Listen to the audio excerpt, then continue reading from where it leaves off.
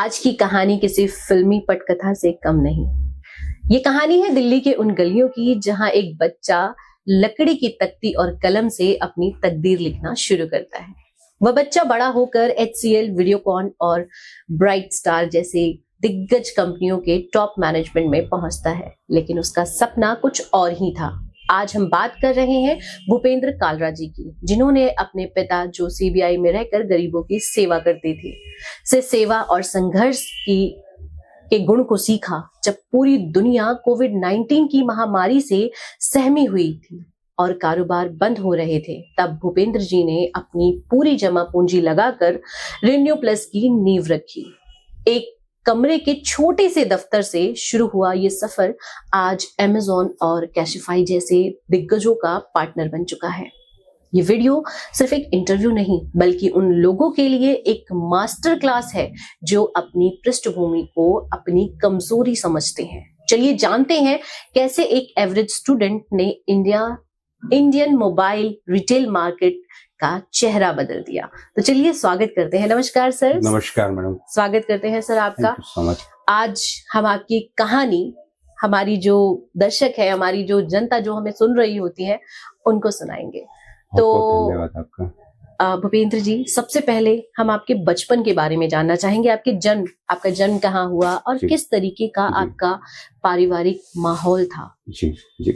तो नमस्कार दोस्तों, मेरा नाम भूपेंद्र कालरा है। तो सबसे पहले जैसे मैडम ने पूछा तो मैं बताना चाहूँगा कि मैं एक एवरेज फैमिली से, एक लोअर मिडिल क्लास फैमिली से बिलोंग था और हम लोग बेसिकली पीछे से हरियाणा से हम लोग बिलोंग करते थे। बट मेरे फादर ने दिल्ली में CBI ज्वाइन किया और वो दिल्ली आ गए।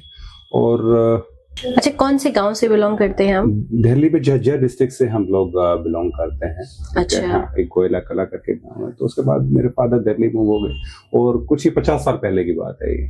अच्छा, उससे पहले आप लोग हरियाणा में मेरे दादाजी वगैरह नेटिव प्लेस जो है हरियाणा। अच्छा, अब मतलब ये कहेंगे कि बिलोंग आप लोग हरियाणा से करते हैं, लेकिन आपके पिता दिल्ली आ गए तो आप लोग फिर दिल्ली के ही मतलब आपका जो एजुकेशन है, आपकी जो पढ़ाई है, आपका जो काम है, वो सब दिल्ली का है। अच्छा, अगर माता जी की बात की जाए तो माँ आपकी हाउसवाइफ थी, वो भी वर्किंग? माता जी हाउसवाइफ थी।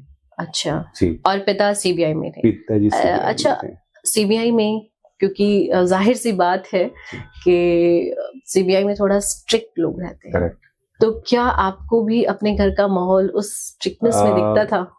डेफिनेटली वो टाइम ऐसा था, 80-90s का जो एरा था वो मतलब इस तरीके से होता था कि जहाँ पे मतलब फादर साहब बैठ जाते थे तो हम नजरें नहीं उठा पाते थे।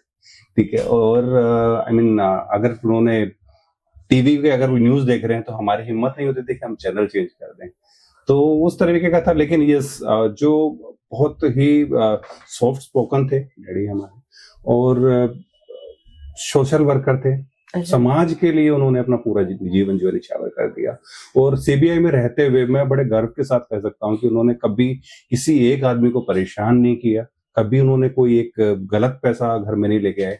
अगर चाहते तो आज पता नहीं वो उस टाइम पे क्या से क्या बना देते, लेकिन उसके बावजूद भी उन्होंने अपने जो ये मान के चलो जो वो थे जो पीछे उनके, कि उन्होंने कभी छोड़ा नहीं।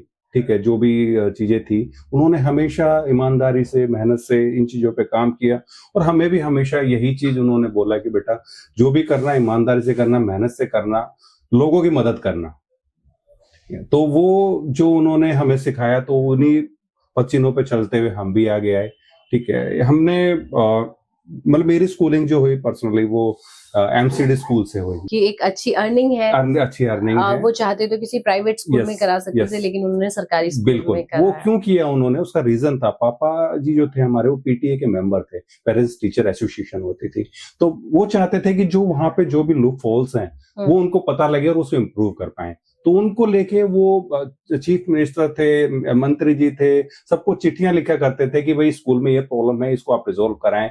तो वो उसको रूट कोज को देखने के लिए वो अपने मतलब उन्होंने पर्सनली कहा नहीं बेटा तुम भी इनके साथ ही पढ़ोगे। अच्छा। तो इतने मतलब डाउन टू अर्थ थे वो। हमने पढ़ा है जो उस टाइम पे पता नहीं आज के बच्चे जानते नहीं जानते, एक तख्ती आती थी जो लकड़ी की तख्ती होती थी, वो कलम थी, हम उनसे मतलब लिखा करते थे उस समय पे। अच्छा, आपने बताया कि आपके पिता जो थे उन्होंने आपको MCD स्कूल में पढ़ाया।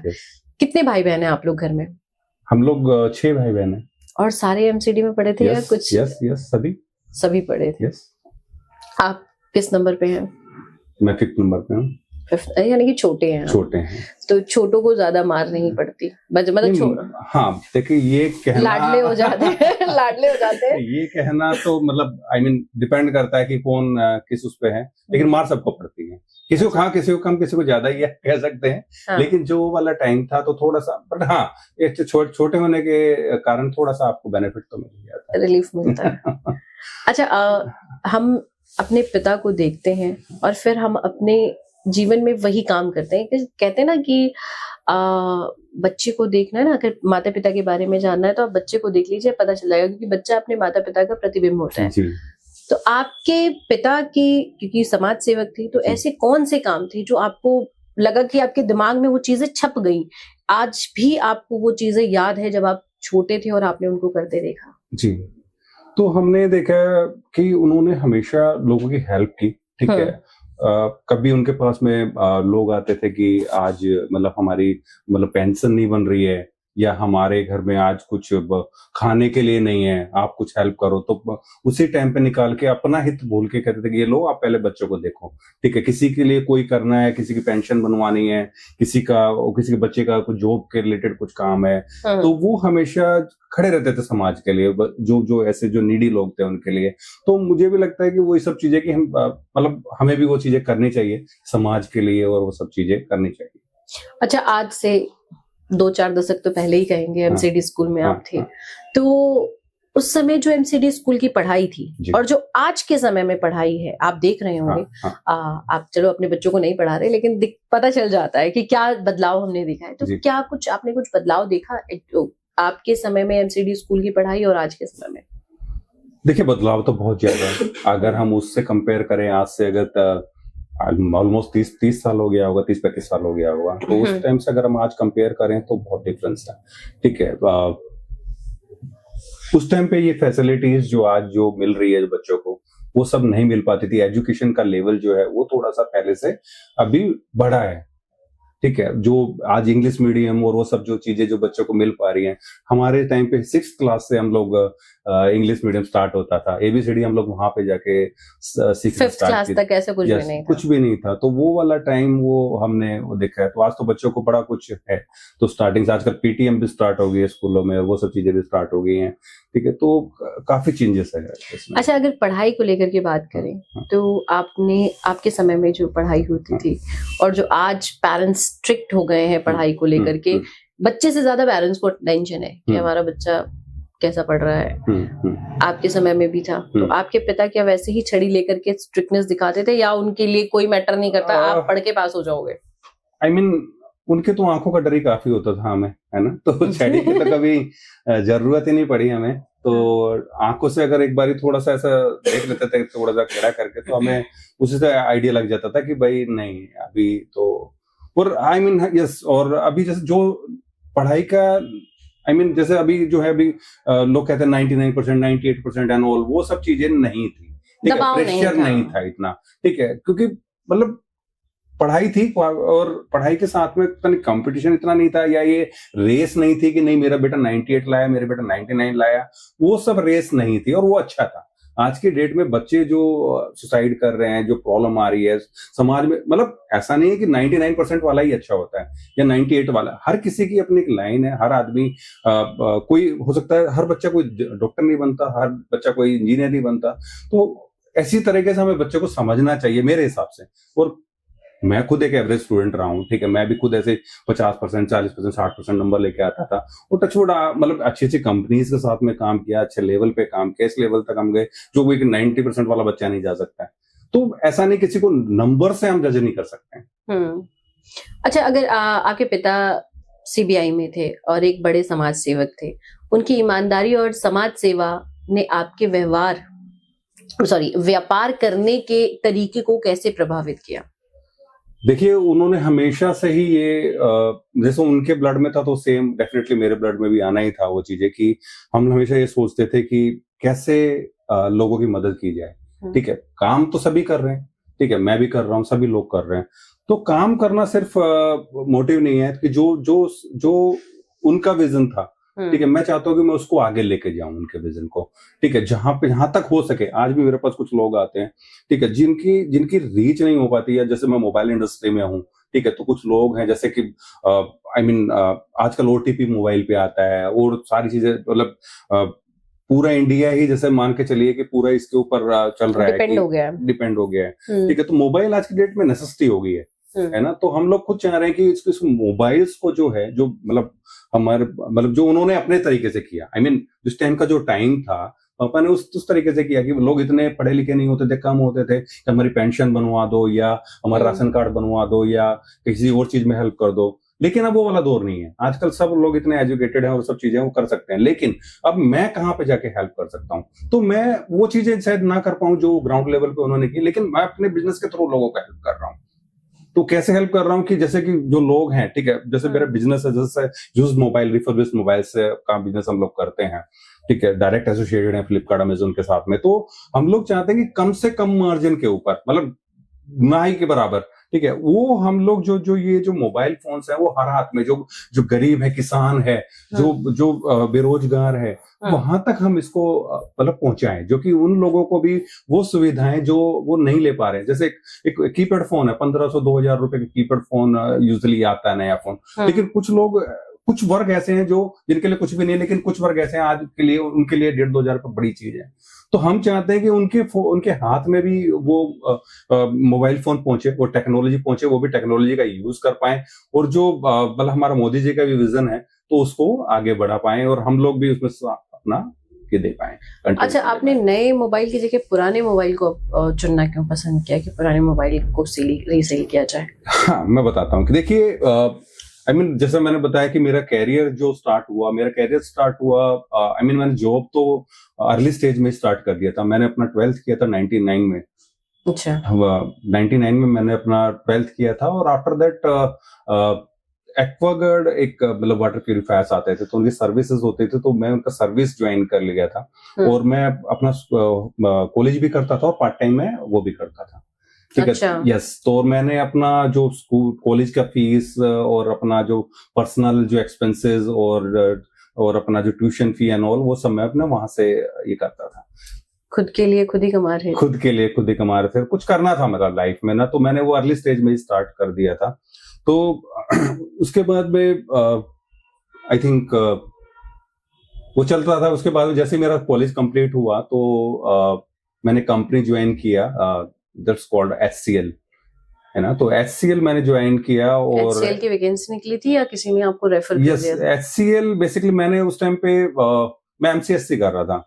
मेरा इंटरेस्ट नहीं था, लेकिन पापा ने कहा कर ले बेटा, ठीक है। तो MCSC में कर रहा था, तो उसमें फिर मेरा इंटरेस्ट नहीं था, मैं ऐसे ही चला जाता था पापा को खुश करने के लिए।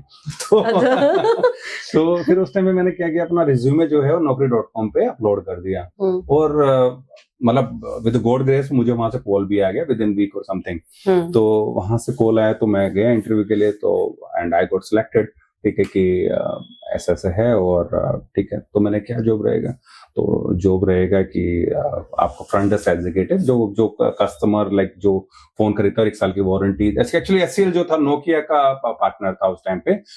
नोकिया की जितनी भी सर्विसेज होती थी मोबाइल फोन्स की, तो वो HCL ही प्रोवाइड करता था पैन इंडिया। अच्छा। तो उसमें था कि जैसे कस्टमर आया, कस्टमर को प्रॉब्लम आई है विद इन ईयर फोन में, और मुझे आज भी याद है उस टाइम पे जो मुझे मेरे मतलब जब सैलरी डिसाइड हुई थी, 4200 रुपीज। उस समय ज्यादा लगते थे?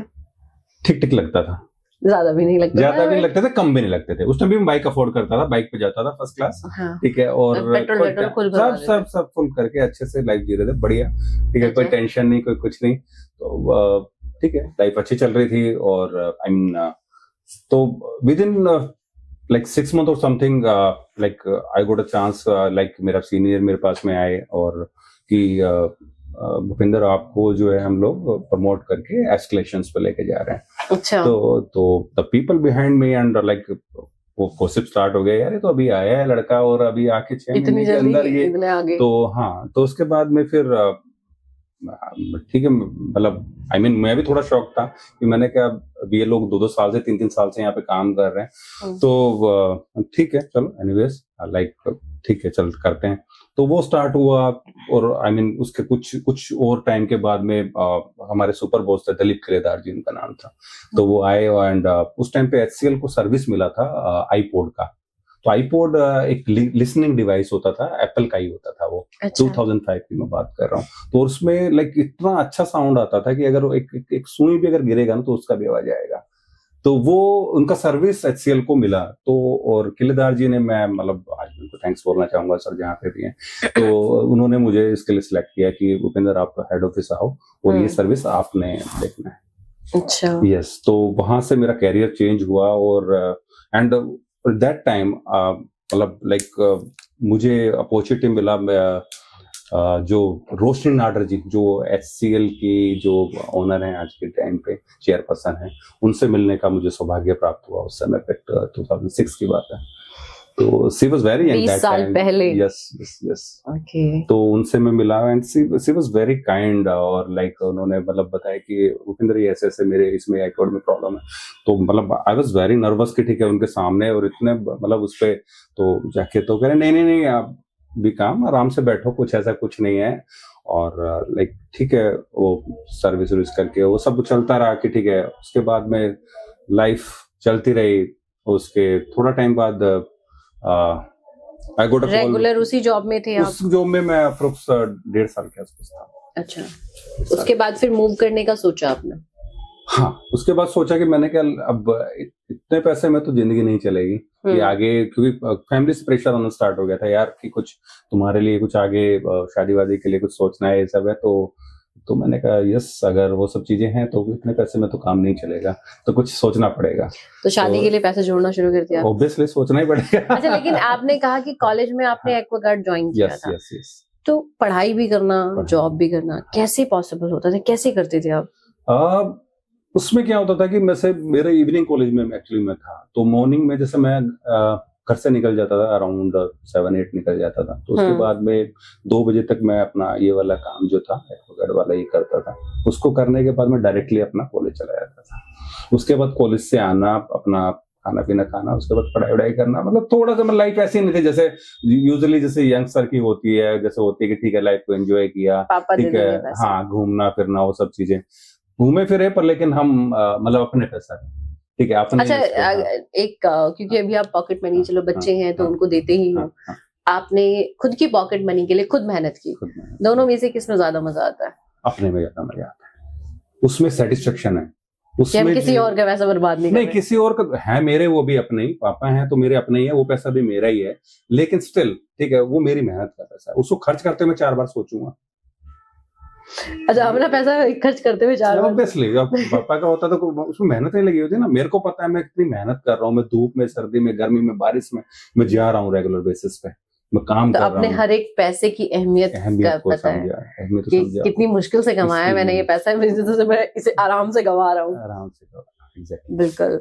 अच्छा, उसके आपने बहुत बड़ी बड़ी कंपनियों में काम किया है, और एचसीएल में आपने किया, फिर वीडियोकॉन में भी। उसके बाद मैं एसआर ग्रुप में था, टेलीकम्युनिकेशन लिमिटेड में, मोबाइल स्टोर, तो उसमें मैंने काम किया। Then I move to M club, then Subhiksha, then Videocon, then Bright Star and ये सब कंपनी। अच्छा, एमएससी करने के बाद आपने जो अपना करियर चुना, वो अलग क्यों कर लिया? आई मीन देखिए, जब एक्चुअली उस टाइम पे ऐसा कुछ था नहीं, जैसे आज लोगों के बच्चों के पास में बहुत सारे ऑप्शंस हैं, ठीक है, मोबाइल में अपने कैरियर डिसाइड करते हैं या उनको गाइड करने वाले बहुत लोग हैं। लेकिन वो वाला जो टाइम था ना, उस टाइम पे बहुत लिमिटेड गाइडेंस मिलती थी, क्योंकि पेरेंट्स भी देखिए आई मीन उस तरीके की एजुकेशन नहीं होती थी जो आज जो पेरेंट्स के पास में है, या जो आज जो अपॉर्चुनिटीज हैं, हर मतलब स्पेशलिस्ट कॉलेज प्राइवेट अवेलेबल है, ठीक है, पेरेंट्स भी पैसा लगाने के लिए तैयार है, सब चीजें हैं। तो वो जो एडवांटेज था वो जो आज बच्चों के पास में उस समय पे नहीं था। तो बस हम ये करते थे यार पढ़ के या तो गवर्नमेंट जॉब लग जाएगी या प्राइवेट जॉब लग जाएगी। ये नहीं था कि आज जैसे बच्चे कहते हैं कि नहीं मेरे को तो इस फील्ड में जाना है, या मुझे एक्स में जाना है, वाई में जाना है। लेकिन उस टाइम पे सीधा सिंपल सा एक ही रहता था कि जैसे मेरे पापा हमेशा से चाहते थे कि मैं गवर्नमेंट जॉब में जाऊं। हमेशा से क्योंकि वो चाहते खुद भी थे। वो खुद भी थे, तो वो चाहते थे कि मैं भी गवर्नमेंट जॉब में जाऊं और लोगों की सेवा करूं, उस तरीके से करूं। पर लेकिन मेरा वो था नहीं, मैं लोगों की सेवा करूंगा लेकिन मैं गवर्नमेंट जॉब में नहीं जाऊंगा। उसका एक बड़ा कारण था कि मैंने देखी थी चीजें, ठीक है, मैंने अपने आसपास में मेरे जो रिलेटिव थे वो सब गवर्नमेंट जॉब में थे, तो देखे कि सब लोग ना मतलब अच्छी चल रही थी लाइफ, लेकिन कभी ना एक एक्स लेवल पे नहीं आ पाए वहां, ठीक है, मिडिल क्लास, उससे मिडिल क्लास पे ही चलते रहे। तो उसको जो माइंडसेट था ना वो चेंज करना था कि नहीं, इससे निकल के ना कहीं कुछ अलग करना है, एक अलग दुनिया बनानी है। तो वो आपके भाई बहन भी यही हाँ? बिजनेस कर रहे हैं या जॉब में? नहीं, जॉब में है, सब जॉब में है। सब जॉब में है। लेकिन आपको अपना रास्ता अलग चुनना। अलग चुना, मेरे पास ऑफर्स भी थे, मेरे पास कॉल लेटर्स भी आए गवर्नमेंट जॉब के लिए, वो सब भी आए, आपने तो छोड़ दिया? मैंने फाड़ के फेंक दिया। मेरे पास आपको ये नहीं लगा कि मैंने बहुत अच्छी चीज जो मेरे को मिल रही है? कभी कभी हुआ, जब प्रेशर बड़ा हाई हुआ ना, जब कभी जैसे ऑब्वियसली प्राइवेट जॉब में थे तो कभी कभी सिचुएशन ऐसी आती है जो चीजें आपके कंट्रोल में नहीं होती हैं या चीजें नहीं होती, उस टाइम पे रियलाइज होता था यार शायद एक्सेप्ट करें तो अच्छा होता, तो आज शायद इतनी परेशानी नहीं होती। लेकिन देखिए क्या होता है, जितना परेशानी आप जीवन में झेलेंगे ना उसका इतना ही अच्छा रिजल्ट आपको मिलेगा।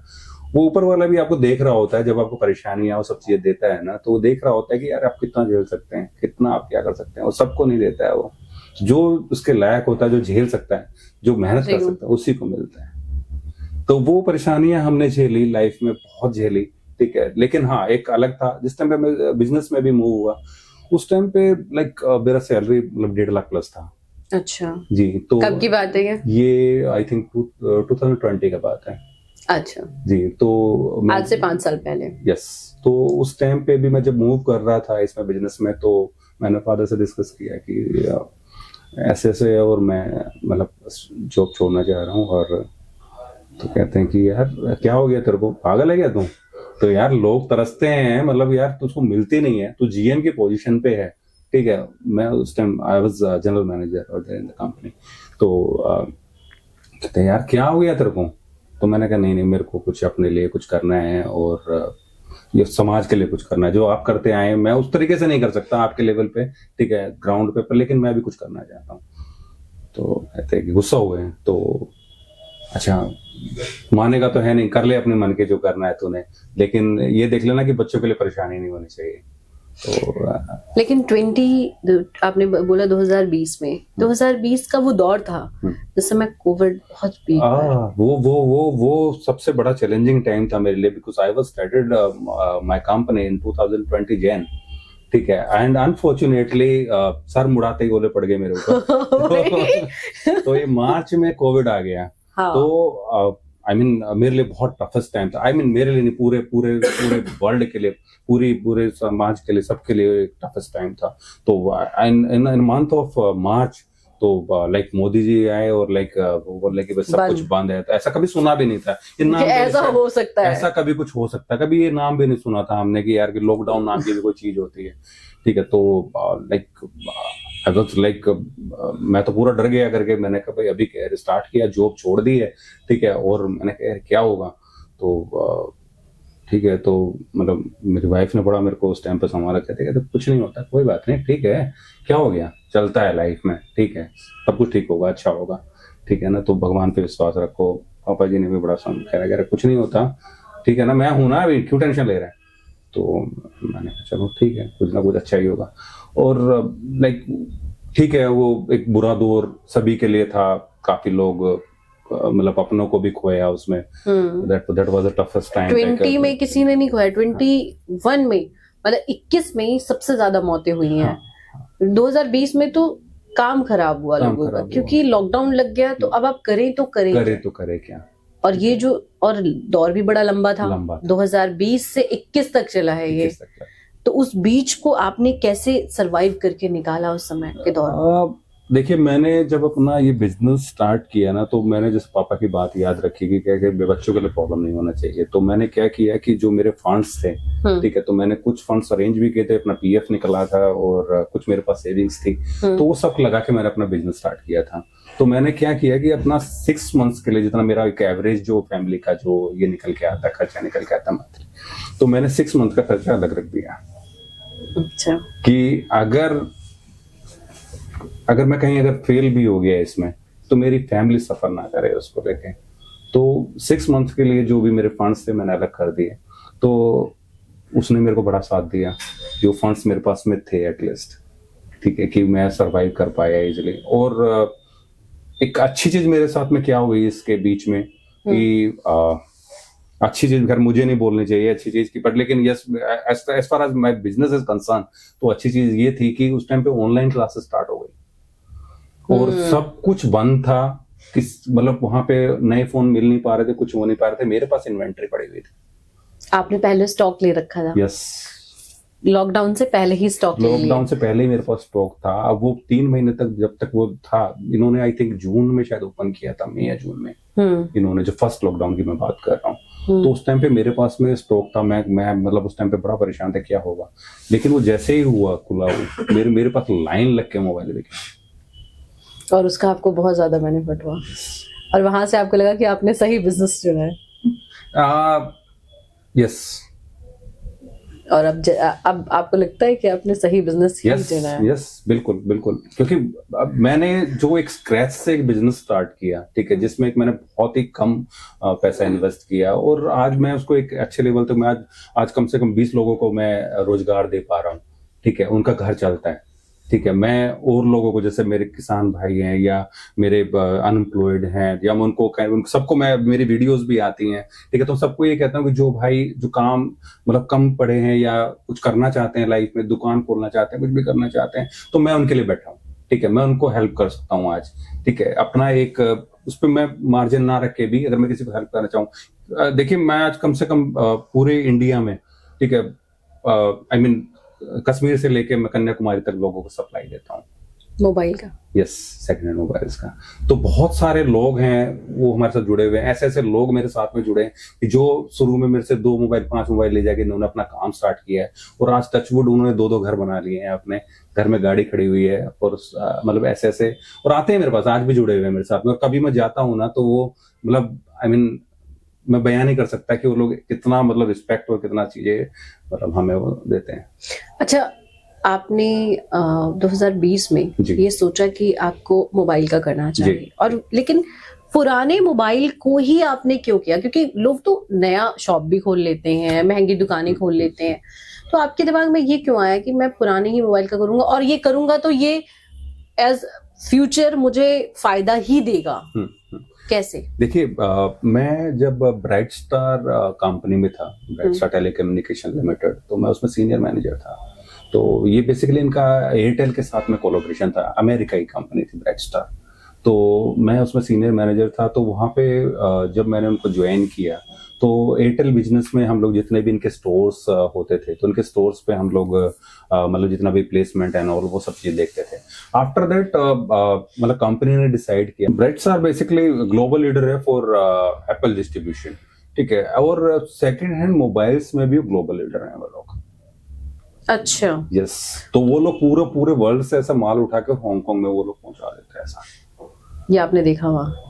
तो वो चीज उन्होंने मेरे को, आई मीन मैं इस बिजनेस में था, तो उसके बाद उन्होंने सोचा कि इंडिया अभी ये मार्केट जो है, यहाँ पे जितना भी वेस्ट मैनेजमेंट है वो सब चीजें जो है, ठीक है, इसमें कहने के हम गवर्नमेंट की भी हेल्प कर रहे हैं और लोगों की इसमें हेल्प हो रही है, ठीक है, जो जितना भी वेस्ट है मतलब ई वेस्ट है, ठीक है, इसको हम लोग रिपेयर करके या करके लोगों तक पहुंचा रहे हैं, क्योंकि इससे ई वेस्ट भी कम हो रहा है, ठीक है। तो वहां पे कंपनी ने डिसाइड किया कि ये सब स्टार्ट करेंगे और मुझे भी एक वहां पे as a like part of this business वहां पे रखा। तो शुरुआती स्टेज पे मेरे लिए भी नई थी चीजें, मेरे को भी खुद नहीं मतलब पता था कि ऐसा भी कोई बिजनेस होता है, ठीक है, बिकॉज हमेशा नया ही देखा था और वो सब किया था। तो वो देखा, वहां पे चीजें आई, मलेशिया की टीम थी, ऑस्ट्रेलिया की टीम थी, मैं उनके साथ इंटरेक्ट करता था वहां पे, कि वो लोग यहाँ पे आते थे और वो चीजों को बताते थे कि ये इसकी प्राइसिंग कैसे सेट होती है, मतलब हम लोग कैसे करते हैं कि नया जैसे मोबाइल लॉन्च हुआ तो पुराने के ऊपर क्या इम्पैक्ट आएगा, ठीक है, क्या चीज कहाँ पे होगी। तो दूसरा देखिए क्या है कि यहाँ पे जो इंडिया जो है ना अभी ग्रोइंग मार्केट है, ठीक है, और यहाँ पे क्या है, लोगों की एस्पिरेशन हाई है लेकिन अफोर्डेबिलिटी कम है। तो लोग मर्सिडीज सारे चलाना तो चाहते हैं लेकिन अफोर्ड बहुत कम लोग कर सकते हैं। तो एक वही चीज थी कि वो स्ट्राइक कर गई कि ठीक है कि यार कि लोगों की एस्पिरेशन हाई है, कि लोग सब लोग जो एक अच्छा मोबाइल चलाना चाहते हैं या एप्पल चलाना चाहते हैं, लेकिन उतना पैसा अफोर्ड नहीं कर पाते हैं। तो मुझे ये पता था कि फ्यूचर बिजनेस होगा, क्योंकि आज के डेट में किसी को एक टाइम खाना ना मिले तो चलेगा, लेकिन मोबाइल जरूर चाहिए। तो वो चीज थी कि आपको चाहे एक किसी की नीड कह लो, जैसे एक मान लो एक स्टूडेंट है, मान लो इसने ऑनलाइन क्लासेस लेनी है, या फिर कोई एक यंगस्टर है जिसने सेल्फी लेनी है, ठीक है, एक बिजनेसमैन है जिसने अपनी ईमेल चेक करनी है, ठीक है, तो सभी को मोबाइल चाहिए। तो दूसरा क्या है कि जब मान के चलो एक फोन आ रहा है 50,000 रुपए का, नया फोन जो आ रहा है, अगर मैं वही फोन अगर मैं 5,000 10,000 रुपए का लोगों को अगर मैं दूंगा, तो क्यों नहीं उसको एक्सेप्ट करेंगे with the GST bill and all. बिल्कुल। तो वहां से वो बिजनेस स्टार्ट हुआ कि नहीं, कि ये सब चीजें थी, और उस कंपनी के साथ में काम करके मैंने बहुत कुछ सीखा। और वहां पे मेरे वाइस प्रेसिडेंट थे मिस्टर अनिल कौशिक जी, ठीक है, उन्होंने मेरे को बड़ा हेल्प किया, और ही वाज वेरी हम्बल और like veteran of the like industry. तो वो मतलब सर जहाँ पे भी होंगे तो सर आपको सलाम है। तो आई मीन उन्होंने मेरे को बहुत हेल्प किया, बहुत कुछ सिखाया उनको, और आज भी मेरे टच में है वो। कभी मुझे जरूरत होती तो आज भी मैं उनसे बात कर लेता हूँ। इवन मेरी कंपनी का नाम भी उन्होंने डिसाइड किया था कि ये रिन्यू प्लस के नाम से बेटा ये काम आपने स्टार्ट करो, और वहां से ये स्टार्ट हुआ ये वाला जर्नी, सेकंड हैंड वाला। उसके बाद में फिर मैंने ऑलमोस्ट 4 से 5 साल उनके साथ में काम किया। अच्छा, जब आपने ये चीजें सीखी कि मोबाइल, सेकेंड हैंड मोबाइल को सेल किया जाए, तो इंडिया में लोग इस चीज के लिए बहुत ज्यादा प्रिपेयर थे कि सेकेंड हैंड फोन वो खरीदेंगे? क्योंकि ईएमआई पे भी फोन मिल रहे थे, ईएमआई पे फोन मिल रहे थे, और मिल भी रहे हैं। हाँ। मिल भी रहे हैं, लेकिन देखिए ईएमआई पे फोन लेने के लिए आपको क्रेडिट कार्ड, डेबिट कार्ड, वो सब चीजें चाहिए होती हैं। तो सब लोग क्रेडिट कार्ड नहीं बनाते कंपनी सबका। तो ऐसे लोग भी, तो हम लोग सिर्फ आज हम जो देख रहे हैं, क्योंकि मैं मेट्रो में सिटी में बैठा हूँ, तो मैं सिर्फ उसको देख रहा हूँ, मेरा सिर्फ यहाँ तक का है। लेकिन मैं इसको नहीं देख रहा हूँ, मैं वहां तक जा रहा हूँ जहां पे मैं असम जाता हूँ, मेघालय जाता हूँ, त्रिपुरा जाता हूँ, अरुणाचल जाता हूँ, उड़ीसा जाता हूँ, बंगाल जाता हूँ, बिहार जाता हूँ। वो लोग हैं जहाँ पे उनको क्रेडिट कार्ड का तो खैर कोई मतलब ही नहीं है, उनको ये भी नहीं पता, पैरों में चप्पल तक नहीं है उन लोगों के पैरों में। तो मैं उन लोगों को देख रहा हूँ कि मैं उन लोगों को कैसे हेल्प कर पाऊं। तो ये एक हेल्प के नेचर से भी, आप हेल्पिंग नेचर से भी देखना चाह रहे हैं और करना चाह रहे हैं कि मैं मदद तो होगी और साथ में आपका बिजनेस भी सही चलेगा। अच्छा, अगर क्योंकि आपने शुरू किया काम, तो आप जॉब ही कर रहे थे, और ऐसा नहीं कि आपके पिता ने कहा कि लो भाई 50-60 लाख रुपए लो और तुम बिजनेस शुरू कर दो। आपको बिजनेस भी अपने पैसों से ही शुरू करना था। तो कितना पूंजी, कितनी लागत आपको लग रहा था कि मैं लगा सकता हूँ और बिजनेस को शुरू कर सकता हूँ? आई मीन देखिए, बिजनेस स्टार्ट करने के लिए देखिए कोई लिमिटेशन ऐसा नहीं है, आप डिपेंड करता है आप किस लेवल से स्टार्ट। लेकिन शुरुआत के लिए आपके पास एक मिनिमम बजट तो होना चाहिए। बजट होना चाहिए। तो मैं आपको बताऊं फ्रैंकली कि मतलब जिस टाइम मैंने 2020 में स्टार्ट किया, तो उससे पहले मैंने एक ट्राई और भी किया था 2000 आई थिंक 18 में। अच्छा, तो 2018 2 साल पहले यस, एक ट्राई किया था। तो उस टाइम पे अनफॉर्चुनेटली मेरे पास उतने फंड्स नहीं थे या वो चीजें नहीं थी, तो मैंने पार्टनरशिप में किसी के साथ स्टार्ट किया। तो बट चला नहीं, आई गॉट अ लॉस की मतलब कि ठीक है कि यार मैं सब तो अच्छा नहीं हुआ, और पता नहीं मतलब क्या हुआ, मतलब मैं वापसी आ गया करके ना कि नहीं।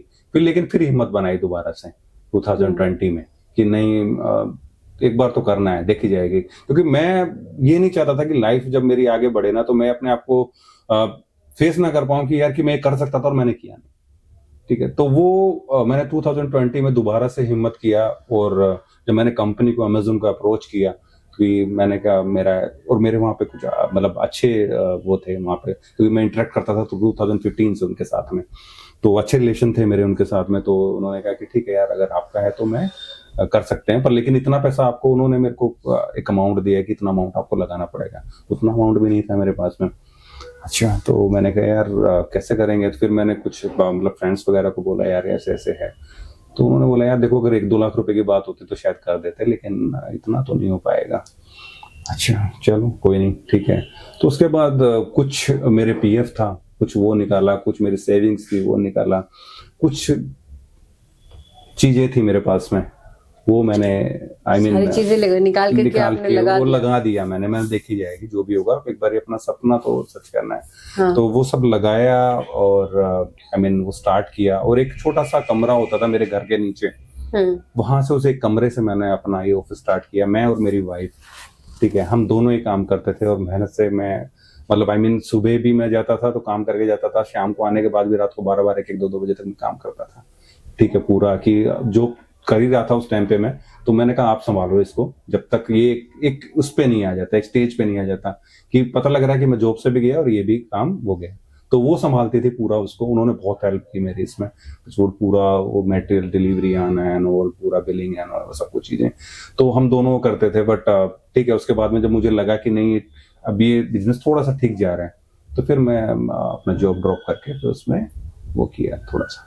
अच्छा जी। तो आपने पहले रिस्क लिया, हाँ। फिर आपने कहा कि नहीं ये बहुत रिस्की है, हाँ। तो जॉब कर लेना चाहिए। हाँ। फिर उसके बाद रिस्क काम भी, अपना बिजनेस भी शुरू किया। तो इससे ये समझ में आता है कि अगर आपको बिजनेस करना है तो आपको अपना एक अर्निंग का सोर्स चालू रखना चाहिए, ताकि आपको बिजनेस में अगर घाटा भी हो रहा है तो आप उसको सह सकें। और लाइफ में ये भी एक चीज आपकी कहानी सिखा रही है कि आपके पास एक हेल्पिंग हैंड ऐसा होना चाहिए जो जिसपे आप ब्लाइंड ट्रस्ट कर सकते हैं। अगर आपकी पत्नी नहीं होती, कोई और होता, तो शायद वो उसमें गमन करता। करेक्ट। उन्हें पता है कि मुझे प्रॉफिट कराना है, इससे मेरे घर में ही प्रॉफिट होगा। जी जी। अच्छा, बात करें किताब से मिले ज्ञान और जो आपकी बिजनेस में मिले ज्ञान, जो जिन लोगों ने आपकी मदद की, तो आपको कहाँ तक लगा कि कॉलेज की पढ़ाई से ज्यादा ज्ञान आपने उन सीनियर्स से लिया? देखिए, किताबों का ज्ञान तो किताबों का ही होता है, ठीक है, लेकिन जो असल जिंदगी में आप लोगों के साथ में इंटरेक्ट करते हैं, जो जीते हैं, ठीक है, जो अच्छा और बुरा वो लोग सिखाते हैं, ठीक है, आदमी वहां से सीखता है। ठीक है, जैसे कि अनिल कौशिक जी का नाम आप बता रहे थे, वो हैं, तो उनसे क्या सीखा आपने? लाइक उनसे तो खैर जितना सीखा वो मैं खैर बयां भी नहीं कर सकता, इसमें पूरा ब्रॉडकास्ट में भी आपको नहीं बता पाऊंगा। ठीक है, उन्होंने मतलब हमेशा मेरे को अपना एक बेटे की तरह देखा। ठीक है, वो ही वाज 58 और समथिंग दैट टाइम। ठीक है, एंड आई वाज 36 37। ठीक है, तो हमेशा उन्होंने मतलब आई मीन जैसे अगर मैं पूरे 10 घंटे अगर ऑफिस में होता था तो 8 घंटे में उनके कैबिन में होता था, और वो वाइस प्रेसिडेंट थे उस टाइम पे और मैं शायद उस टाइम पे मैनेजर या सीनियर मैनेजर था। तो पूरा चीज कि बेटा ये करो, ऐसे करो, ये चीज ऐसे होगी, नहीं ऐसे नहीं होगी, ये अच्छा सर कैसे होगी, अच्छा ऐसे होगी बेटा, ठीक है ऐसे करो, इस चीज को करो, ये करो, ऐसे करो। तो उन्होंने जितना चीजें मतलब आई मीन मैं इतना ब्लाइंड, वो मेरे पर ट्रस्ट करते तो मैं उनके ऊपर करता था, जो उन्होंने कह दिया तो ठीक है। तो वो सब चीजें उन्होंने मतलब हर चीज को, इंडस्ट्री को कोई किसी को नहीं सिखाता। ठीक है, जो उन्होंने मतलब आज मैं कुछ हूँ तो उनका बहुत बड़ा मतलब योगदान है, उसमें बहुत बड़ा रोल है। ठीक है, तो कोई किसी को, अपने बच्चों को नहीं सिखाते हैं लोग, वो तो फिर भी लाइक मेरे लिए अननोन थे। ठीक है, तो उन्होंने बहुत मेरा साथ दिया उन चीजों में, और आज मैं कुछ सीख पाया हूँ जिंदगी में, मतलब एज फार एज लाइक जो ये मैं काम कर रहा हूँ, तो इसमें बहुत कुछ योगदान दिया। लेकिन बुरे लोग भी मिले, ऐसा नहीं है कि सारे अच्छे लोग मिले, तो लोग ऐसे, अच्छा बुरे लोग ज्यादा सिखाते हैं।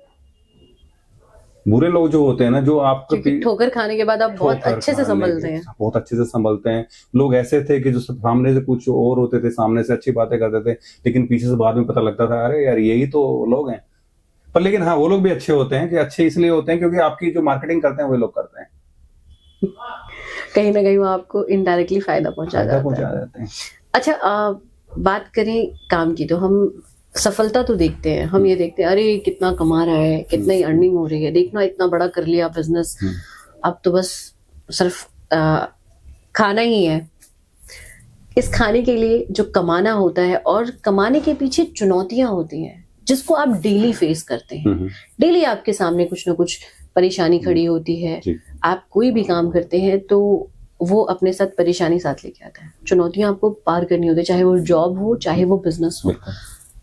इस बिजनेस में कौन कौन सी ऐसी चुनौती है जो इसका प्रोफेशनल आदमी नहीं होगा, जिसको इस चीज की नॉलेज नहीं होगी, वो कभी जिंदगी में इसको नहीं बढ़ा पाएगा, सिर्फ वही बढ़ा पाएगा जिसको इसकी नॉलेज है? देखिए, किसी भी बिजनेस में अगर आप आते हैं तो सबसे जो पहला जो काम है वो है आई मीन ठीक है, उस बिजनेस को समझना, उस मार्केट को अंडरस्टैंड करना। ठीक है, कि क्या चीजें हैं क्या नहीं है, पेशेंस रखना। ठीक है, ऐसा नहीं कि कोई चीज मेरे पास में आज आ गई है तो अगर वो 4 दिन में 10 दिन नहीं बिक रही है तो मैं एकदम से ऐसा परेशान हो जाना सब चीजें। देखिए, बिजनेस जो है वो टाइम मांगता है। ठीक है। और दूसरी चीज ये है कि कोई भी अगर इस बिजनेस में आता है तो आपको अंडरस्टैंड करना पड़ेगा पहले कि मोबाइल की पूरी मार्केट को समझना पड़ेगा कि ये मोबाइल जो है वो नया कितने का चल रहा है, या नया क्या लॉन्च होने वाला है, टेक्नोलॉजी क्या नई आने वाली है, ठीक है। उसके अकॉर्डिंग ही ये मार्केट चलती है, ठीक है। लेट्स से कि अगर मैं आज भी अगर 3G पे काम करूंगा, आज 5G का टाइम है, तो मेरे से कौन ही मोबाइल लेगा या कौन ही उसको यूज करेगा, ठीक है। तो वो आपको समझना पड़ेगा कि टेक्नोलॉजी कहाँ जा रही है, ठीक है, वो किस तरीके से आप कहाँ मूव हो रही है, और आपका टारगेट मार्केट क्या है, ठीक है। आप किनको आप टारगेट कर रहे हो, आप कहाँ तक अपना प्रोडक्ट को पहुंचाना चाह रहे हो।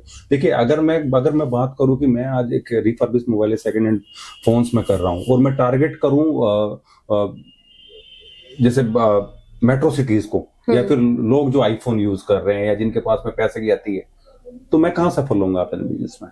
आपको देखना होगा कि आपकी जो टारगेट क्लाइंट है, यस, जो ऑडियंस कहते हैं, हाँ, वो कौन सी है और कहाँ आपको इस चीज को प्रमोट करना चाहिए कि समझ में आए कि हाँ, हमें हमारी जरूरत की चीज इनके पास है। करेक्ट।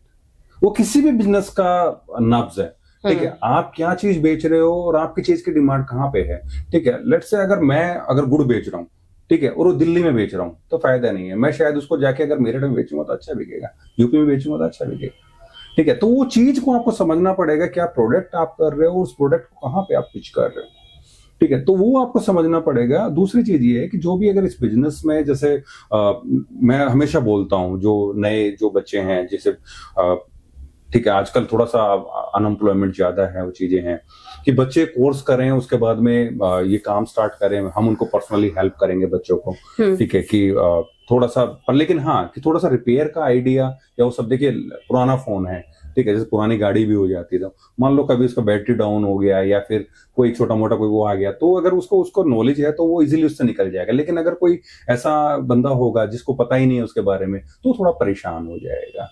तो इसीलिए हम कहते हैं कि जो बच्चे जो भी अगर इसमें आना चाहते हैं, थोड़ा सा कहीं रिपेयर का 2-3 महीने 6 महीने का कोर्स करें और उसके बाद आराम से करें बिजनेस, और हम पर्सनली हेल्प करेंगे। हमारे पास आइए, ठीक है, हम खुद हेल्प करेंगे उनको ये बिजनेस को बढ़ाने के लिए। ये बताएंगे कैसे आपने पैसा कमाना है, किस तरीके से आपको बिजनेस को चलाना है, क्योंकि हम भी धीरे धीरे सीख के ही वहां से ऊपर आए हैं।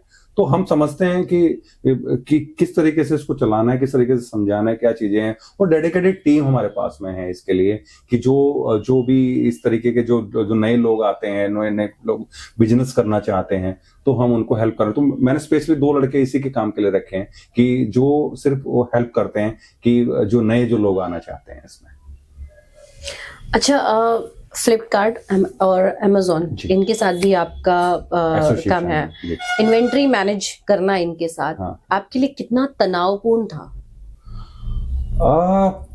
ऐसा देखिए, इतना तनावपूर्ण नहीं था। स्टार्टिंग में थोड़ा सा चैलेंजेस थे, ठीक है। ये क्या करते हैं यूजुअली, देखिए, जो कस्टमर जो नया फोन बाय करता है अमेजोन फ्लिपकार्ट पर, सेकंड हैंड सेल करता है, तो वो फोन्स हमारे पास आते हैं। ऐसा हमारा एग्रीमेंट इनके साथ में है, ठीक है। पूरा जीएसटी बिल के साथ में वो सब चीजें वो होती हैं, तो कोई ऐसी परेशानी नहीं होती। लेकिन हाँ, आपको थोड़ा सा समझना पड़ता है कि किस चीज की डिमांड है, क्या प्रोडक्ट आपने लेना है, क्या मार्केट से उठाना है।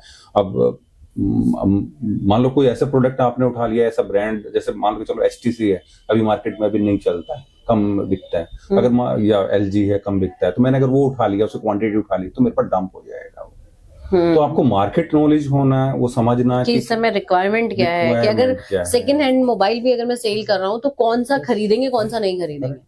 और आपके पास तो एक कहते हैं ना, रैंडम रिक्वायरमेंट भी आ जाता है कि हर महीने मेरे पास रेडमी के ज्यादा जा रहे हैं, सैमसंग के थोड़े कम है, काम करके वो निकल जाए, हाँ, कि कौन सी और किस वाले मोबाइल को लेने के बाद मुझे लॉस नहीं, क्योंकि आईफोन के जो प्रो मैक्स वगैरह है, अगर आप इसमें डील करते हैं, तो क्या इसके कस्टमर आपके पास हैं? और अगर आप प्रो मैक्स में कर रहे हैं, तो जाहिर सी बात है कि उसका जो चार्जेस होता है वो थोड़ा ज्यादा होता है। तो आपके पास क्या वो लोग आ रहे हैं, उस तरह के लोग जो आपसे ये चीजें लें? जी, बिल्कुल आ रहे हैं, इस तरीके के लोग आ रहे हैं। लेकिन मैं बताऊं आपको कि ऐसे लोग कम हैं, ऐसे लोग कम है। देखिए, जिसके पास ऑलरेडी 50,000 रुपया, 40,000 रुपया है, तो वो तो नया भी अफोर्ड कर सकता है या उसको EMI में भी कन्वर्ट करा सकता है। वो लोग आते हैं, लेकिन उनकी अगर हम परसेंटेज की बात करें, तो मेरे पास में सिर्फ 10% होते हैं। 90% वो लोग होते हैं कि जो कि 4,000, 5,000, 6,000, 7,000 वाले जो होते हैं, तो ज्यादा एक्चुअली जो फोन मान के चलिए 30,000 35,000 रुपए का फोन है और मैं अगर उसको 5,000 रुपए का मार्केट में बेच रहा हूँ तो ऑब्वियसली उस फोन की ज्यादा डिमांड होगी एज कंपेयर टू, और दूसरा एज कंपेयर टू जो 1.5 लाख वाला है या 50,000 वाला है।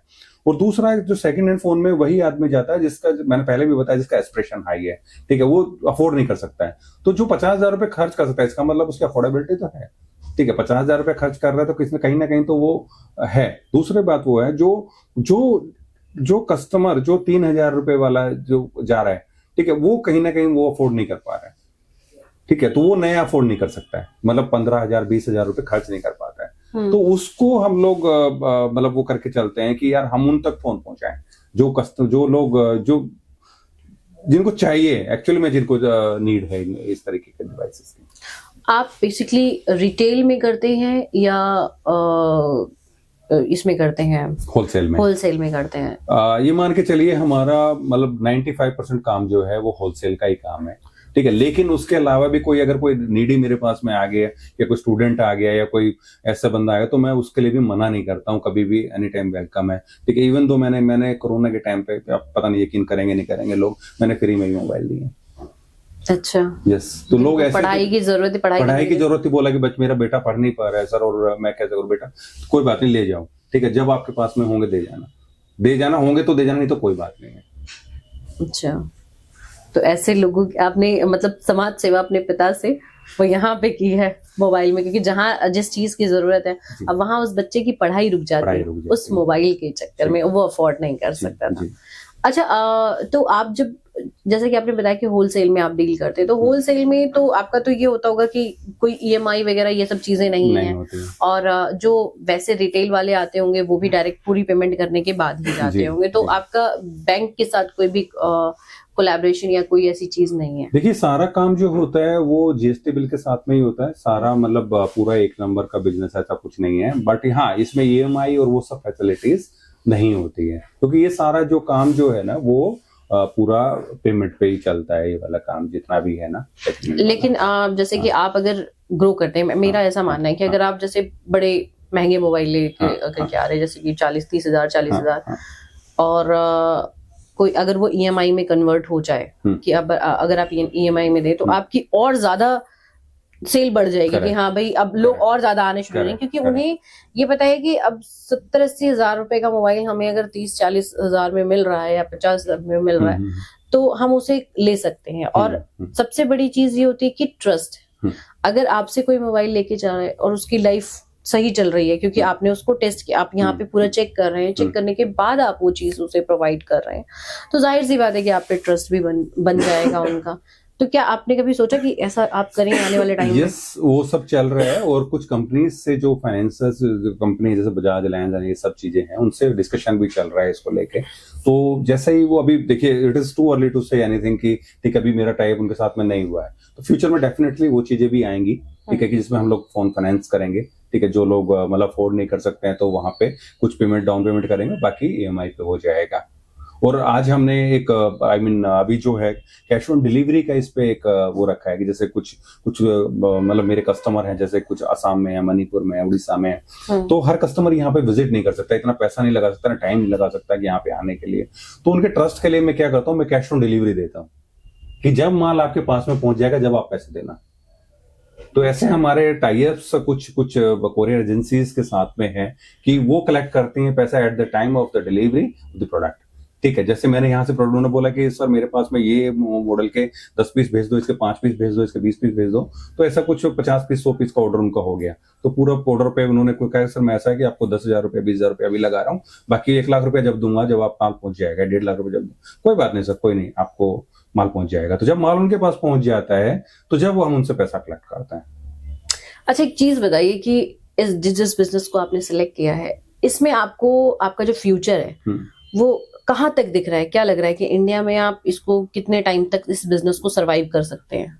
देखिए, फ्यूचर डेफिनेटली इसमें रहेगा, ठीक है, बिकॉज इंडियन गवर्नमेंट भी डिजिटल इंडिया प्रमोट कर रही है, और देखिए मोबाइल तो बंद हो ही नहीं सकता, ठीक है, आदमी बंद हो सकता है लेकिन मोबाइल बंद नहीं हो सकता, ये तो गारंटी है, ठीक है। तो आई मीन ये चलेगा, ये हमेशा चलेगा, और हो सकता है आपका डिवाइस चेंज हो जाए, मोबाइल की जगह कुछ और आ जाए, लेकिन प्रोडक्ट लाइन बंद नहीं होगी। डिवाइस का मतलब हम लैपटॉप की बात कर लें या एलईडी की बात? डिवाइस आई मीन जैसे ठीक है आज की डेट में ऐसा सिंपल है कि ऐसा मोबाइल आ रहा है, लेकिन पहले हम देखते थे तो कीपैड आता था, उसके बाद में मोटे मोटे मोबाइल आते थे, जैसे फ्लिप वाले भी आ फ्लिप वाले आते थे, वो सब आते थे जिसके अंदर जीबी की, जिस टाइम मैं 2005 की मैं बात करूं तो उस टाइम पे फोन के अंदर आई मीन रोम जो होती थी, ठीक है, तो 8 GB या 16 GB रोम होती थी, जीबी नहीं एमबी होती थी, 8 MB। Yes 8 MB। तो फाइल कितनी MB की बनती होगी? तो उसके अंदर आपने 10-20 फोटो भी खींच दी तो वो फोन फुल हो जाता था। और आजकल तो एक एक वीडियो अगर आप 1 मिनट 1.5 मिनट की बना रहे हैं, अगर आईफोन से बना रहे हैं तो 1 GB से ऊपर चली जाती है।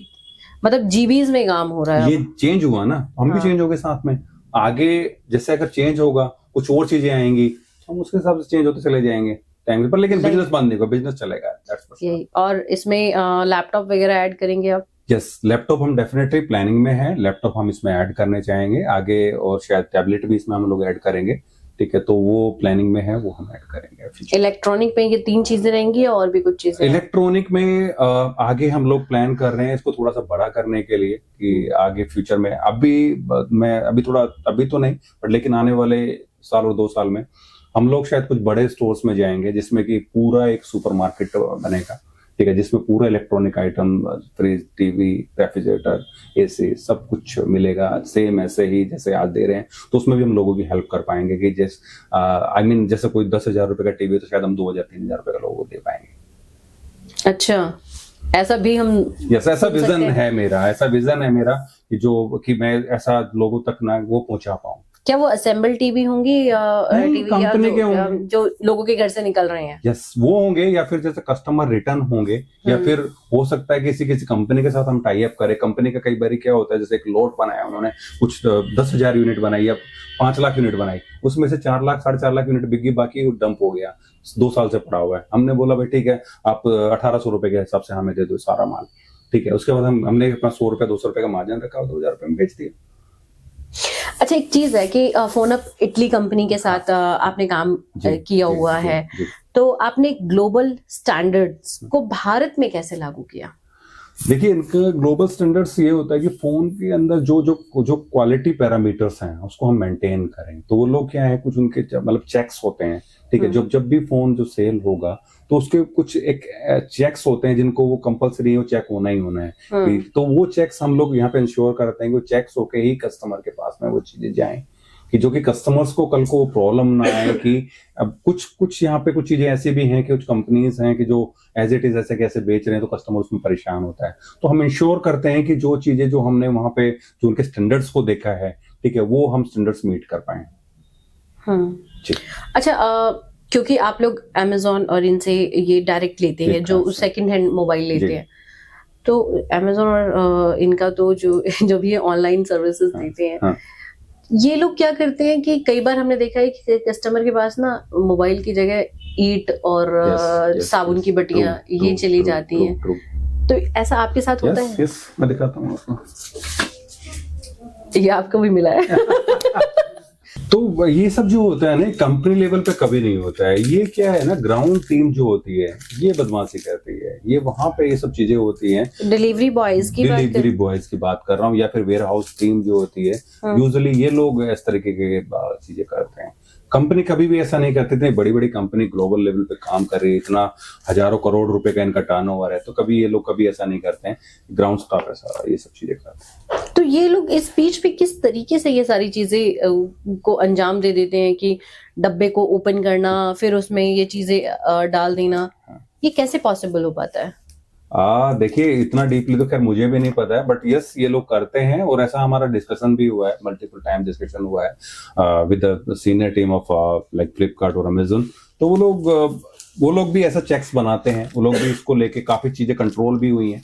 अगर हम लोग आज से अगर 3 साल 4 साल पहले की अगर बात करें और आज में अगर बात करें, तो चीजें पहले से काफी कंट्रोल हुई हैं, ठीक है। और लेकिन देखिए क्या होता है कि अब आप हजारों लोग, लाखों लोग काम कर रहे हैं, ठीक है। अब हर आदमी का दिमाग एक अलग तरीके का है, ठीक है। कुछ लोग थोड़ा सा ज्यादा दिमाग लगा लेते हैं, तो वो लोग क्या करते हैं कि उसको या तो कहीं ना कहीं से कुछ मटेरियल, जो भी पैकेजिंग मटेरियल कहीं से अरेंज करते हैं, या फिर जो भी कुछ चीजें वो अरेंज करते हैं और वो उसको रिमूव करके, या फिर बड़ा स्मार्टली उसको हीट करके उसको रिमूव करते हैं, और उसके बाद में ये सब करते हैं। लेकिन यस, कंपनी पूरा ट्रैकिंग कर रहा है इसको लेके, और ऐसे केसेस हमने देखे भी हैं, पीछे हमने कंप्लेंट डाली है और कंपनी ने स्ट्रिक्ट एक्शन लिया उनके अगेंस्ट में, इवन जेल तक भी लोग गए हैं पीछे।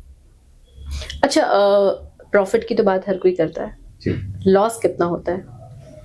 देखिए मेरे बिजनेस और में किस सिचुएशन, किस जगह पे होता है, किस तरीके से लॉस होता है? देखिए लॉस ऐसा अगर मैं ओवरऑल की बात करूं तो मेरे बिजनेस में कोई लॉस नहीं करता, ना मैंने कभी किया है। अच्छा जी, लॉस होता है इस तरीके का, बट लेकिन यस अगर हम ओवरऑल की बात करते हैं, लेट्स से कि अगर मैंने पूरे महीने में 10,000 पीस बेचा है, 20,000 पीस बेचा, तो इट इज नथिंग, ठीक है। अगर 2 4 5 अगर ऐसा निकल भी आया तो वो ठीक है, आपको अपने प्रॉफिट में से आपको कहीं ना कहीं देखना पड़ता है। देखिए क्या पिलफरेज तो हर जगह होती है, ठीक है, चीजें निकलती हैं। दूसरा कहीं ना कहीं ये चीजें आपको कंसिडर करके चलनी पड़ेंगी। देखिए मेरा बिजनेस है तो इसमें 1% हम ये लेके चलेंगे।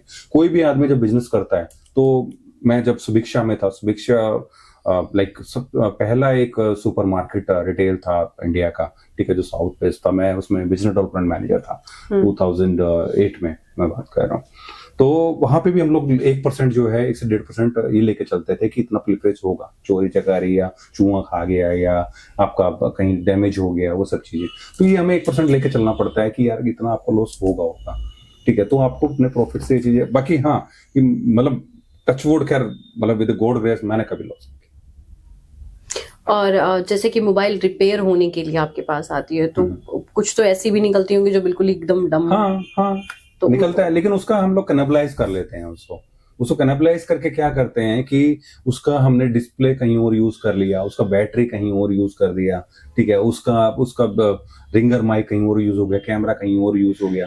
तो वो मतलब थोड़ा सा लॉस होता है उसमें, बट लेकिन ऐसा नहीं होता कि 100% लॉस होता है, ऐसा नहीं होता। अच्छा, आपने एमएसएमई के बारे में सुना होगा।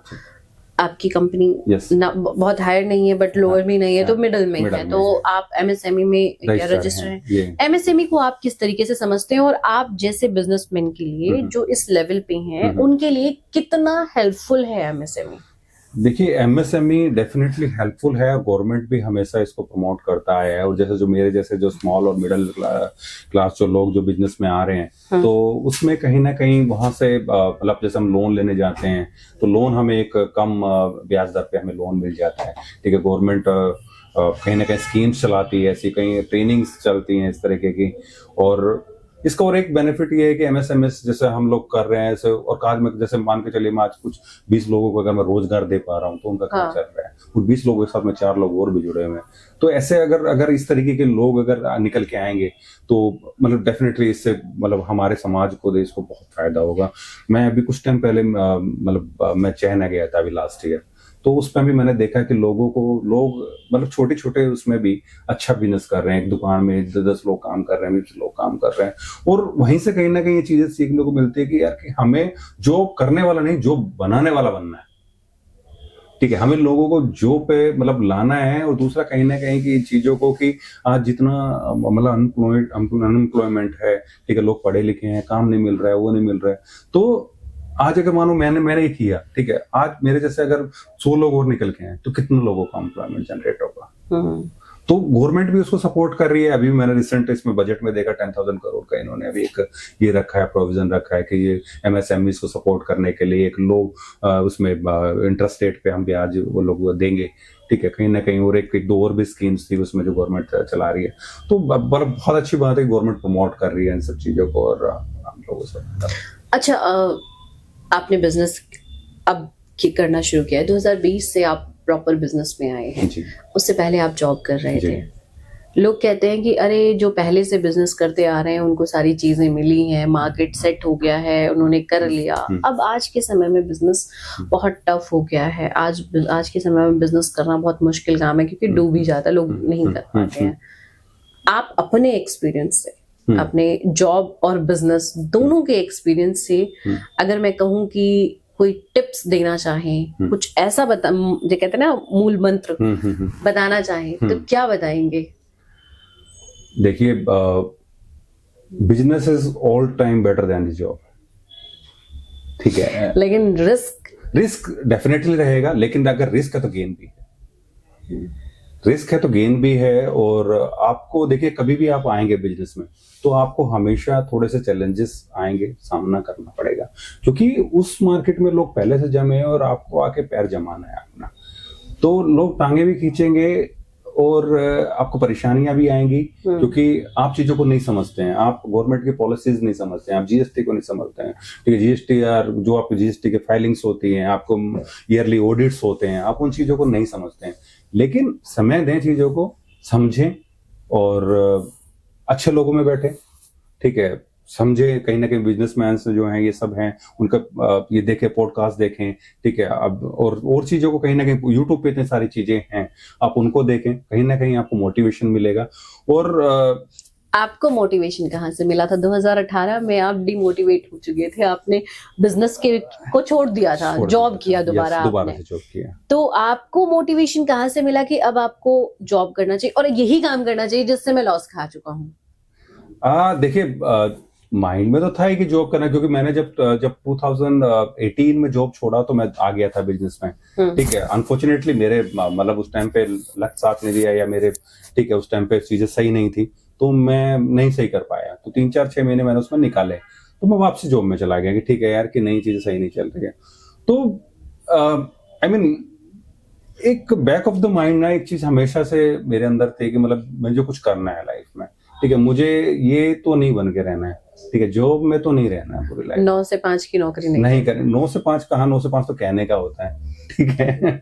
इवन 9 से 5 पहुंचना है। मैं घर से निकल जाता था ऑलमोस्ट, आई मीन 8:30 बजे, 9 बजे, और रात को मेरे घर से 9:30-10 बजे तक घर पहुंचता था। और आने के बाद भी फिर कुछ ना कुछ तो काम लगा ही रहता है, और वो सब चीजें कहीं ना कहीं फ्रीडम नहीं थी लाइफ में कि ठीक है कि मैं जो चाहता था लाइफ में, मेरे को ट्रेवल करने का बड़ा शौक है, ठीक है, तो मैं वो नहीं कर पाता था, फैमिली को टाइम नहीं दे पाता। काम ऐसा करो जिसमें आप ट्रैवल, अपने सपनों को भी पूरा करो और काम भी करो, पैसा भी कमाओ। हाँ, वो था। प्लस साथ में कुछ सपने थे, साथ में जो पापा जी के कुछ वो था, वो भी साथ में था। तो मल्टीपल चीजें थी जो करके जो मेरे को इस तरफ खींच रही थी, ठीक है, हमेशा से खींच रही थी, और मैं अपने आप को रोक नहीं पाया उसको करते हुए, ठीक है। बहुत जितना अच्छा मैंने ये बताऊं पर्सनली कि जब मैंने अपने फैमिली में अपने पेरेंट्स से सबसे डिस्कस किया तो एक भी बंदा मेरे उसमें नहीं था, फेवर में एक भी बंदा नहीं था। सब बंदे कहते यार तेरी लाइफ बढ़िया चल रही है, तू क्या चाहता है यार लाइफ से, है ना, बढ़िया सैटरडे संडे तेरा ऑफ होता है, ठीक है, बढ़िया तेरे को सैलरी मिलती है, तेरे पास मेडिकल गाड़ी घोड़ा सब कुछ है तेरे पास में, चाहिए क्या तुझे लाइफ में?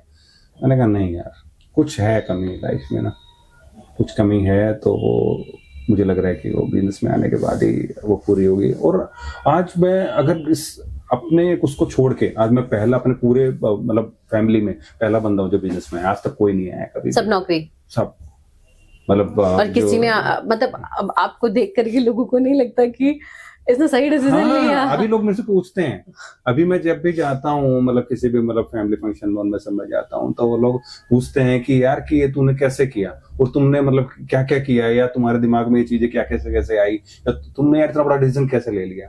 तो फिर वही चीजें जो मैं आपको बता रहा हूँ, वही चीजें मैं उनके साथ में डिस्कस करता हूँ, शेयर करता हूँ कि यार कि देखो आपको डिसीजन तो लेना पड़ेगा। बिल्कुल सही कहा। और मुझे लगता है कि आपकी जो ये बातें हैं ये कई लोगों को बहुत इंस्पायर करेंगी, इवन मुझे भी बहुत इंस्पायर कर रही है कि नहीं जॉब से गुजारा नहीं चलता, जॉब से आप अपनी ज़रूरतों को पूरा कर सकते हैं, ख्वाहिशों को पूरा करने के लिए बिजनेस करना जरूरी है। और बिजनेस करने के लिए पेशेंस, समय और पैसा, ये तीनों चीज चाहिए। ये तीनों चीजों को बरकरार रखिए, तब आप जिंदगी में सफल जरूर होंगे।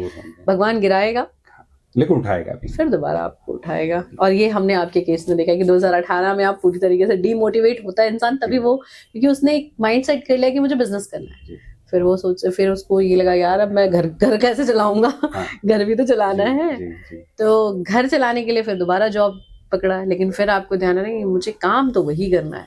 अच्छा, अपना अगर हम जो मोटिव है वो अगर क्लियर रखें, हमें ये पता है हमें यही करना है, अब चाहे उसके लिए हमें वहां तक पहुंचने के लिए कैसे भी पहुंचे, आप रेंग के पहुंचे, चाहे दूसरे रास्ते को अपनाए, तीसरे रास्ते को, भाई चलो कोई बात नहीं, अभी मैं डायरेक्ट बिजनेस तक नहीं पहुंच पा रहा तो जॉब करके ही वहां तक पहुंचूंगा, लेकिन पहुंचूंगा। और हेल्पिंग हैंड होना बहुत जरूरी है। तो ये आपकी कहानी हमें बताइए। सबसे बड़ी बात ये है कि आपको अपने अंदर से विश्वास जो है ना, वो सेल्फ कॉन्फिडेंस, वो आपके अंदर होना चाहिए कि यार मैं ये कर लूंगा। ठीक है, पहली बात अगर देखिए कि आप, अगर मैंने देखा एक हाइट देखा कि 15 माला है ये, ठीक है, और मैंने पहले ही गिव अप कर दिया कि मैं तो नहीं चढ़ पाऊंगा, तो मैं लाइफ में कभी नहीं चढ़ पाऊंगा। तो मुझे कोशिश करते रहना है कि नहीं मैं चढ़ जाऊंगा, तो वो जो एक अंदर से आपका जो आत्मविश्वास है ना, वो आपको आगे बढ़ाता है, वो आपको आगे लेके जाता है। क्योंकि आपकी कहानी ये बताती है कि एमसीडी के स्कूल में पढ़कर भी आप एक अच्छे बिजनेसमैन बन सकते हैं। जरूरी नहीं कि आप किसी कॉन्वेंट या किसी बड़े प्राइवेट स्कूल में जाएं तो ही आप लाइफ में कुछ कर सकते हैं। और बिजनेस करना आप किताबों से कम और जिंदगी से ज्यादा एक्सपीरियंस ज्यादा लेते हैं, और अच्छे लोग जो आपसे कनेक्ट होते हैं, और आपने बताया बुरे लोग भी जो कनेक्ट होते हैं वो भी बहुत कुछ सिखाते हैं और वो ज्यादा सिखा देते हैं। तो उनसे आपने ये चीजें सीखी। और भूपेंद्र जी, आपने अपने जीवन की कहानी हमें बताई, इतनी सारी स्टोरी अपने हमारे साथ साझा की, और लोग देखेंगे तो जाहिर सी बात है कि वो इंस्पायर होंगे, क्योंकि कहीं ना कहीं आपका जो बिजनेस है ये लोगों को बहुत ज्यादा टच करेगा। मोबाइल आज के समय में आपने बताया ना, एक वक्त का खाना नहीं है, लेकिन मोबाइल चाहिए। और मोबाइल में हमें मतलब जिसकी पिक्चर मतलब जिसमें फोटो अच्छी आ रही हो, इंस्टाग्राम पे हम रील बना सकें, आज के समय में हर कोई रील बना रहा है, तो इस तरह की चीजें चाहिए। और ऑन डिमांड अब कम काम कर रहे हैं, और जिस चीज की डिमांड है उसको आप बहुत सस्ते में लेके आए हैं। महंगे से महंगा फोन अब सबको सस्ते में मिल रहा है, तो ये एक अच्छी चीज है। एंड भूपेंद्र जी, आपका बहुत बहुत शुक्रिया कि आपने अपना इतना कीमती समय हमें दिया, हमारे चैनल को दिया, एंड लोगों को दिया, क्योंकि आपकी बातें लोगों तक जाएंगी तो जाहिर सी बात है कि वो भी इंस्पायर होंगे। हो सकता है कि लोग आपसे कनेक्ट करेंगे, हमें भी बिजनेस सिखाइए। मुझे खुशी है कि मेरी जो मतलब जो मेरा विजन है, या मेरे जो पेरेंट्स का जो रहा है सपना, मैं लोगों तक पहुंचा पाऊं, या लोगों तक मेरी रीच पहुंच पाए, या जो लोग कुछ आना चाहते हैं बिजनेस में या कुछ लाइफ में करना चाहते हैं, या तो वो लोग हमारे साथ में जुड़े। ठीक है, तो और जो मेरा पर्सनली जो ये है, जो विजन है कि मैं हर जो गरीब लोग हैं वहां तक मोबाइल पहुंचा पाऊं सस्ते दामों में, तो वो वहां तक पहुंच पाए आपके चैनल के थ्रू। तो इसके लिए मैं आपका बहुत बहुत आभारी हूँ कि आपने समय दिया, आप आए, इतना समय निकाला। Thank you so much.